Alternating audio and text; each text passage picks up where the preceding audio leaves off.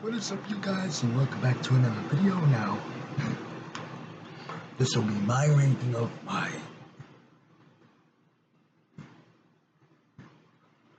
these are my picks for my personal worst horror movies of all time. Now, let's get started, shall we? Yeah, and yes, by the way, this will include, sequels, pretty much any type of, horror movie, pretty much. So, yeah, let's get into this. My number 10 for me is going to be Leprechaun Origins. This movie pretty much has nothing to do with the Leprechaun franchise at all. It's literally just a monster movie that they pretty much slapped the name Leprechaun onto it. The characters were really nothing at all really to write home about. There's this really weird Leprechaun predator vision thing to where although instead of it being heat signatures, it's encased in gold and all this stuff. So yeah, Leprechaun Origins for me Leprechaun Origins comes in for me personally at my number 10. Coming in at my number 9 for me is gonna be The Final Destination, the fourth Final Destination movie. This movie pretty much the 3D kills in this movie are you can tell and if you watch the movie at home, pretty much it doesn't really age that well. Again, like I said, the 3D effects are pretty bad in this movie. There's some outlandish as hell death scenes in this. Of course, we all talk about the pool scene where the guy literally gets his butt stuck in the poor little tube there at the end of at the bottom of the pool, and phew, freaking blows up. There's of course the theater sequence, which if you watch that scene in an actual theater, it'll be pretty it would be pretty damn ironic, I bet, for those of you guys that did watch this movie in the theater. So the Final Destination, or Final Destination 4, comes in for me in my number 9. Number 8 for me, Halloween 5, The Revenge of Michael Myers. This movie pretty much undoes the great ending of Halloween 4. It makes Jamie Lloyd a mute. It unceremoniously kills Rachel, one of the best final girls in this franchise. Aside from Laurie Strode. And if you have Don Shanks in here, which not really a good. I mean, the guy's doing all that he can, but still not really a great mind. But still, pretty much he's pretty much the most bland really version of Michael. The mask is horrible. Good God.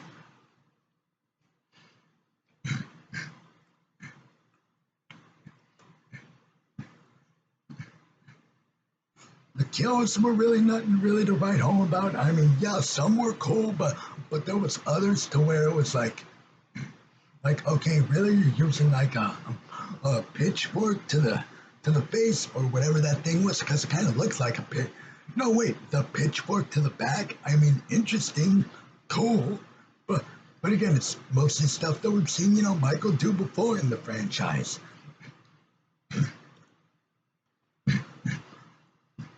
And of course, one of the worst characters in horror movie history, Tina. Ugh. So Halloween 5. This movie. So Halloween 5 for me comes in at my number 8. How come? Why? My number 7 for me is pretty much going to be. Number 7 for me is going to be. Let's see.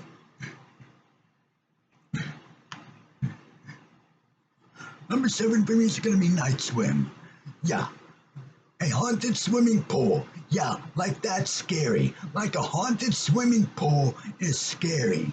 It's really not. It's pretty damn laughable, really. The jump scares, you can pretty much see them coming a mile away. the ending is literally just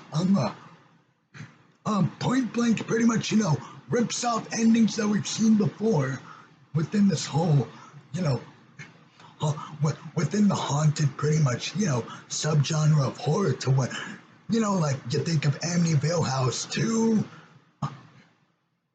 No, wait. No, wait. You think of Amityville Horror, the remake. You think of The Shining. Yeah, that type of ending where the dad goes crazy for absolutely pretty much not really much of any reason other than the fact that he hears, pretty much voices in his head telling him to kill, his family off and whatnot, and you just don't give a crap. So yeah, Night Swim. Yeah, why? Number 7. Number 6 for me, Texas Chainsaw Massacre: The Next Generation.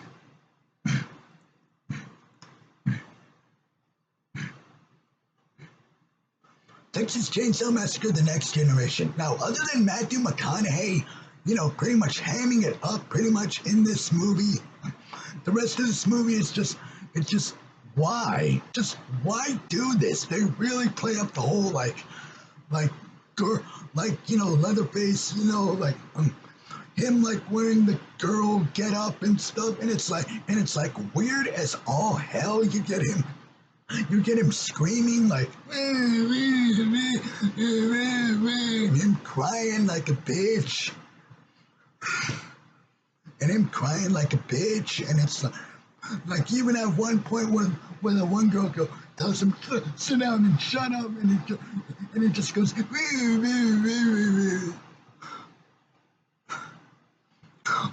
why do this to Leatherface? Why? So yeah, Texas Chainsaw Massacre: The Next Generation definitely belongs on my list. Number 6. Number 5 for me is Friday the 13th Part 8. Jason takes a long ass boat ride to Manhattan. If you're gonna title your movie Jason Takes Manhattan, have him be in Manhattan throughout most, if not all, of the entire movie. But no, he's on a boat. He's on a cruise ship throughout like most of the movie until like the last 20 minutes or so when you actually do get to Manhattan. I mean, Kane Hodder still did a good job in the role, and of course the one standout kill in this movie, the decapitation boxer kill. But other than that kill, the rest of them are all other, pretty much off screen. You don't get to see much. And yeah, you do not want that in a Friday the 13th movie. So, yeah, Jason Takes Manhattan. So yeah, Jason Takes Manhattan, number 5. Number 4, Jeepers Creepers Reborn. Wow, if you thought that Jeepers Creepers 3 was bad, wow, good luck trying to watch this movie. I mean, like, there are a few, like, scenes or so in this movie to where you could tell, like, you could tell that, like, the background is, like a green screen or a blue screen. Like, you can pretty much tell if you really watch this movie, and the guy playing the creeper has nothing on what Jonathan Breck did in the first 3. Yes, even I said the third one, again, for as bad as that movie is.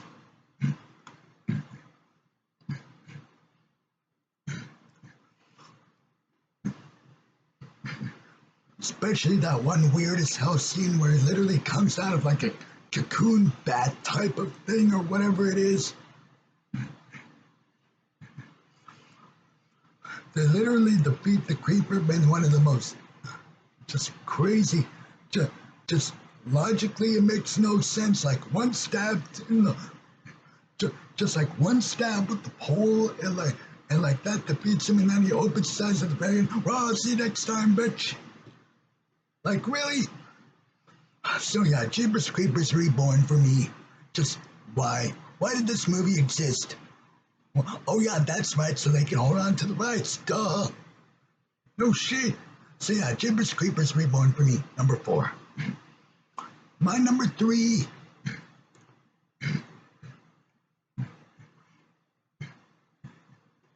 Let's see, number 3. My number 3 for me is gonna be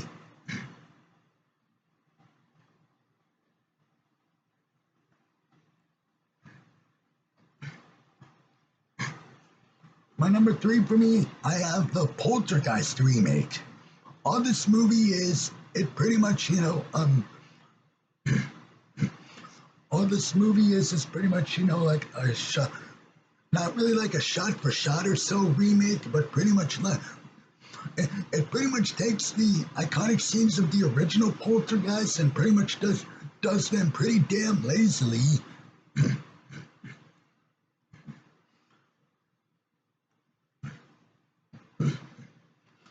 Just the scares in this movie you can see coming a mile away.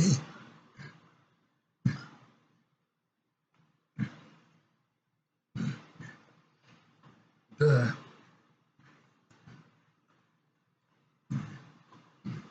I mean, Sam Neill does a good job in the movie.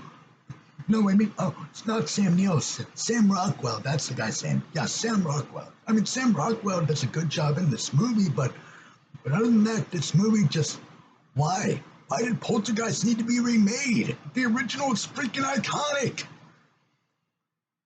And now, of course, we've arrived at my top 2. And yes, those of my loyal subscribers know what 2 these are. Coming in at my number 2 for me, Freddy's Dead: The Final Nightmare. This movie pretty much, it's not even, it's like a damn, this movie isn't even really a Nightmare on Elm Street movie. It's like a damn Looney Tunes cartoon. Like a live action Looney Tunes cartoon. And yeah, Freddy in here, which God bless Robert Englund, but I'm just like, why, man? Why is this movie in your legacy? Why? He starts off giving Wizard of Oz lines. I'll get you, my pretty, and your little sword too. Ha ha. He has this really weird, like cartoonish laugh, like and he's driving the bus, and like the whole damn storyline about like his daughter or whatever. And of course they gotta grab him and pull him into the real world and stuff. And we're like, hello, we've seen that throughout most of this entire franchise. Why would and it didn't really defeat him those times, so what exactly makes this one different? The Power Glove kill. The Power Glove kill. I mean, that kill alone, like the way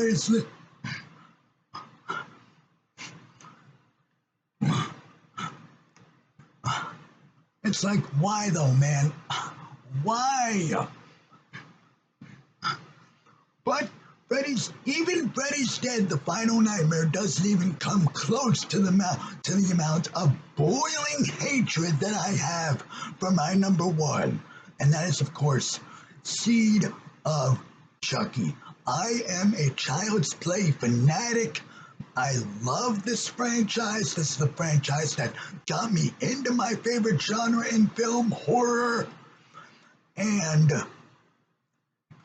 Seed of Chucky, this movie does everything I never, ever, ever want to see this franchise do ever again.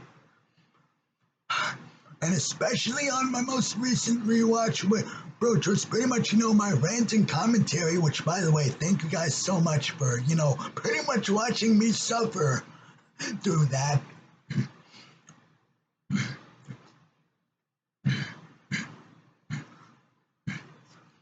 You have the whole stupid running gag about Glenn and Glenda pissing their pants. You have meta elements, which you have meta elements in this movie, which this in a franchise that never really had meta elements, like the whole Tiffany being obsessed with the actual actress of Jennifer Tilly. You have Chucky freaking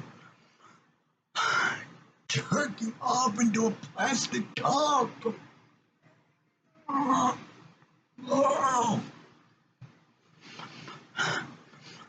You have the annoying as hell British accent from Glenn. Oh, daddy! Oh, daddy! Every time I hear it, I just want to punch him in the face.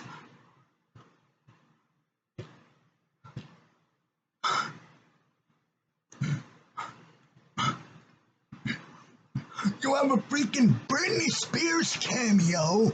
Yeah, no shit. With Chucky literally saying, "Oops, I did it again," like that scene. Like that scene right there, just that scene alone lets you know what kind of piece of garbage this movie is. So yeah, Seed of Chucky, my number one worst horror movie of all time. I hope I never have to talk about this piece of crap ever again.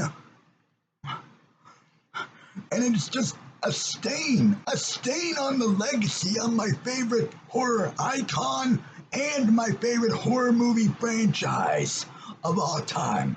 Seed of Chucky, screw you.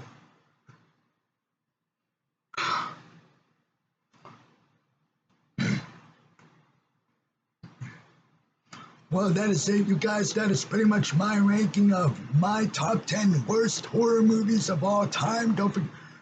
What are some of your guys' worst horror movies of all time? Let me know down below in the comments. Don't forget to like, share, comment, and subscribe as always for more videos.